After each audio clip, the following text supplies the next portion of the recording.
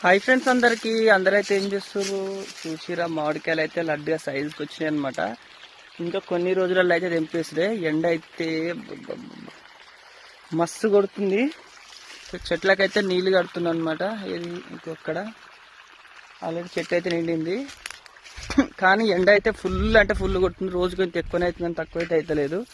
మరి మీ సైడ్ ఎండలు ఎట్లున్నాయో కామెంట్ చేయండి.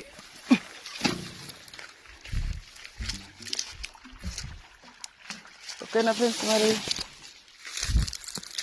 వీటిలో చెట్ల కింద వెళ్ళి పొయ్యి పెట్టాలన్నమాట.